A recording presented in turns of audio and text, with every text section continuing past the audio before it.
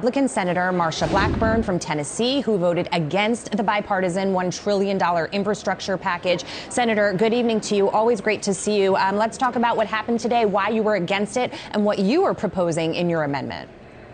Yes, when they brought forward the infrastructure bill, it was about 25% infrastructure. The rest of it had to do with a socialist agenda. I called it the gateway to socialism.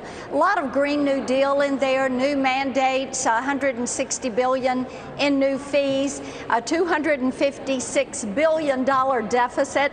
You know, it is something too expensive to afford. What Tennesseans wanted to see was a bill that was all about infrastructure, roads and highways and rivers and runways, railways, broadband, true infrastructure. They don't want the Green New Deal, and they do not want all of these new mandates. So for me, yes, it was a no vote.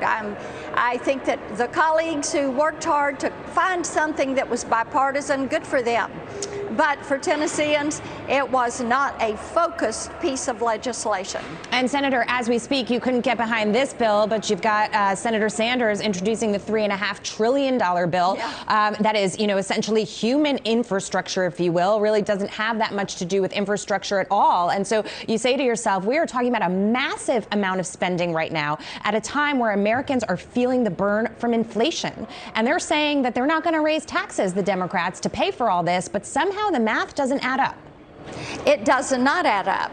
And inflation is the additional tax. In addition to all of the cap gains, the income taxes, the business taxes that are embodied in this $3.5 trillion bill, which has become a $4.2 trillion bill.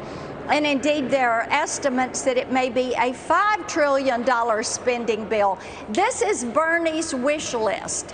Bernie has talked for years about having this socialist utopia. So this is his bill. And there's money there's $109 billion taxpayer dollars in this bill to go through and to do amnesty for illegal immigrants.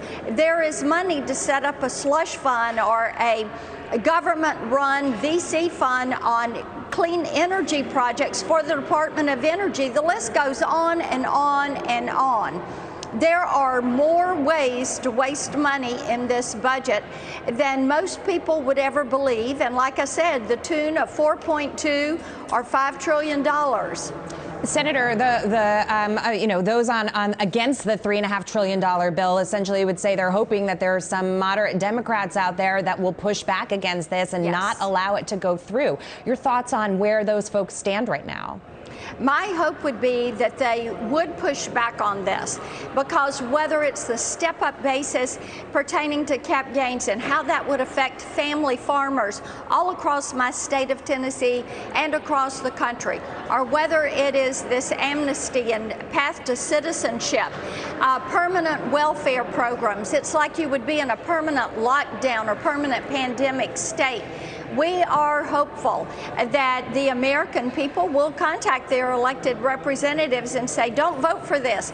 We can't afford it, because if this passes, our debt, by the time we get to 2031, which is 10 years away, we would be at $45 trillion in debt.